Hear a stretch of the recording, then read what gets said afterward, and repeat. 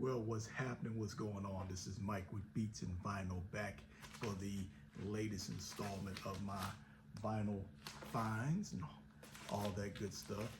Man, I know this is supposed to be February, but yeah, I know it's the 1st of March, but we're here. To be real, it was kind of a slow month. I didn't really find a lot of interesting things, but I picked up a couple of items. So this video will probably be very short. So with that said, let's get on down to it. And I probably won't even do edits on this one because the video is just probably not going to be super long. So I'm just going to kind of freestyle this one and let it go. All right. So first record we have is by Lou Donaldson. It's called Say It Loud. From what I've heard, I think Say It Loud is kind of they did a remake of the James Brown Say It Loud, I'm Black and I'm Proud. Many artists, particularly jazz artists, will redo songs to kind of get their popularity up. This has been a practice forever, just kind of covering songs. Jazz artists will take a tune that's popular and redo it. So you're kind of pulling from the popular crowd, and then you're kind of introducing the jazz crowd to something more current. And it makes them seem kind of, as they would say back in the day, seem kind of hip. So it's not a bad album, but I don't think it's his best, but it's serviceable, and a young Idris Muhammad on the drums. I think he played on a lot of session stuff with Lou, so it's okay. I'm not mad at it. I got it for a whopping $2, right? All right, the disco legend Linda Crawford. If My Friends Could See Me Now. It's a good record. This has the classic hit Runaway Love. That's probably one of my favorite disco cuts from back in the day. I wouldn't say I'm a disco connoisseur, but that's probably one of my favorite songs. And Linda was just a great singer, and that whole vibe of the 70s. A lot of people have a kind of a negative spin on disco, but disco was really a great musical genre.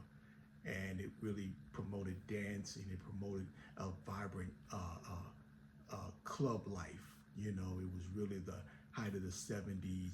All the the clubs in New York and what have you. Man, that was just a celebration of a lot of people just getting together after a hard day's work and going to what they would call the discotheque and just dance and have a good time. So these were great albums that promoted that soundtrack to that lifestyle. So Linda Crawford, If My Friends Could See Me Now, got it for $1.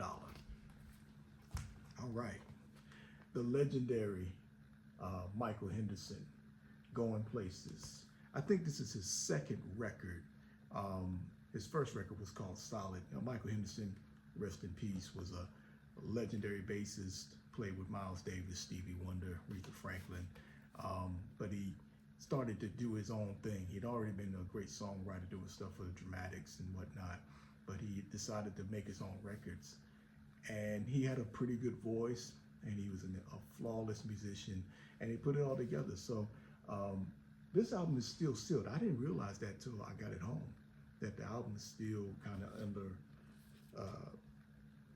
kind of sealed up. So I got it for $10.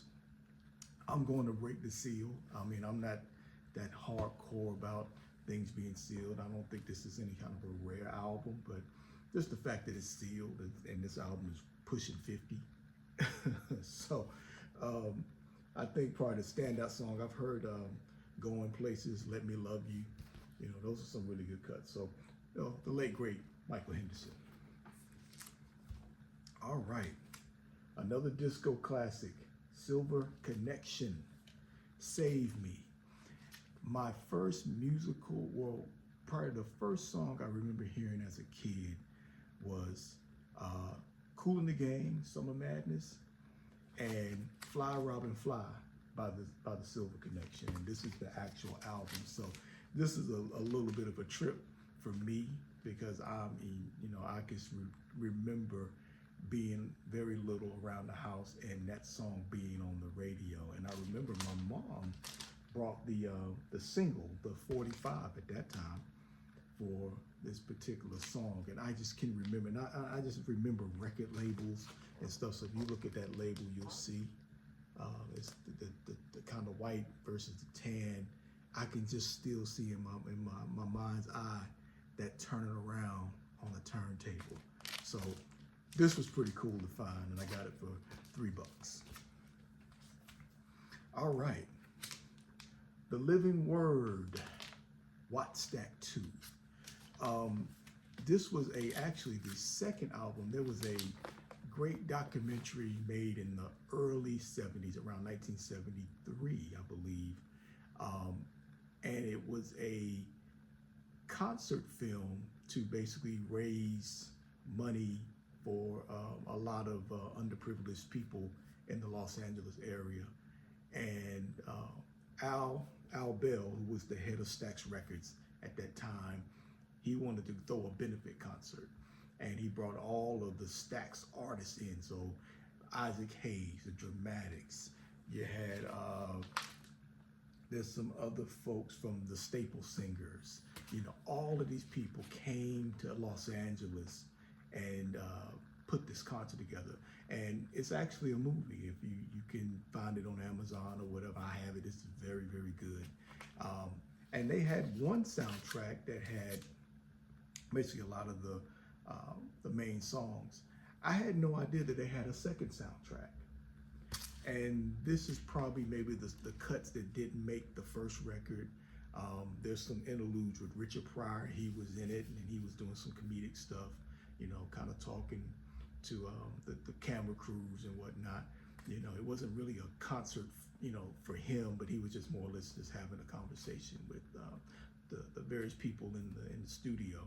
So from what I heard, it's some different things on here. Just a lot of the, the late great Jesse Jackson, who just passed away.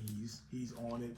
You know, Jesse was just coming into his own as a civil rights activist and having his own voice. So that's if you ever heard the song "Rebel Without a Pause" by Public Enemy, you hear that "brothers and sisters."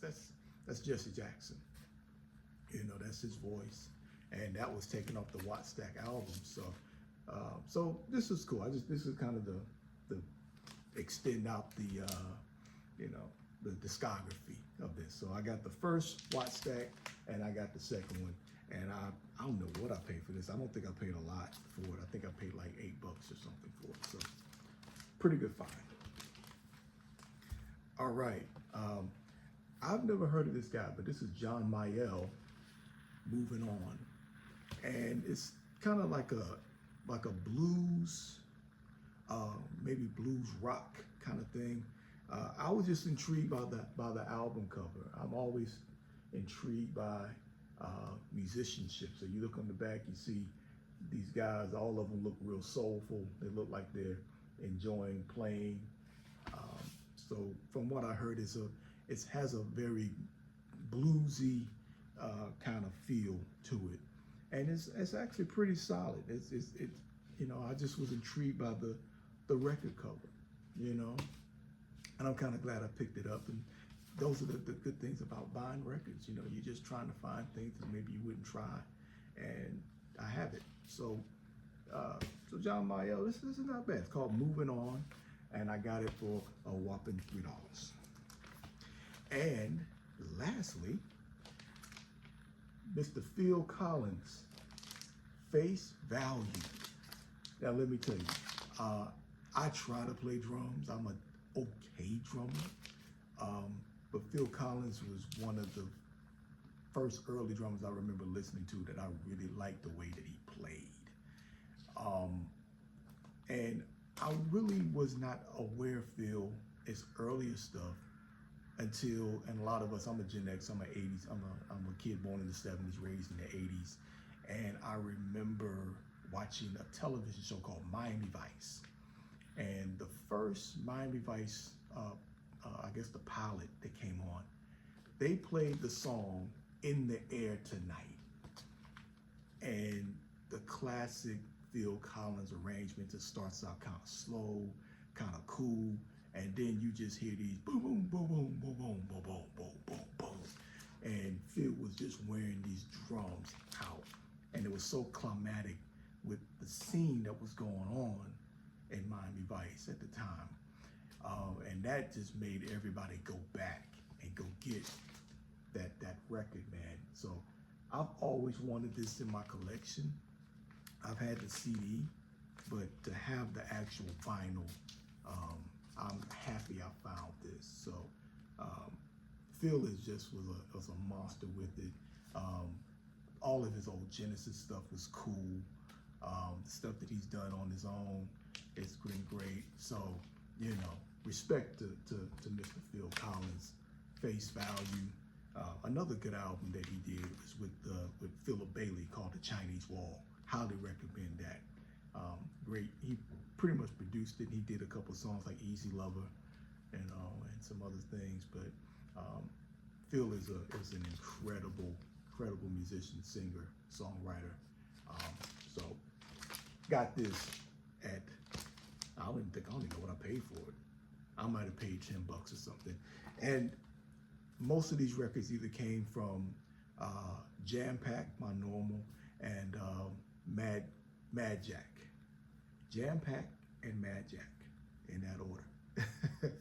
Well, that's all I got this time. Just wanted to do something kind of short and sweet. Hope everybody's doing well as we get out of this winter season and we start getting into the spring.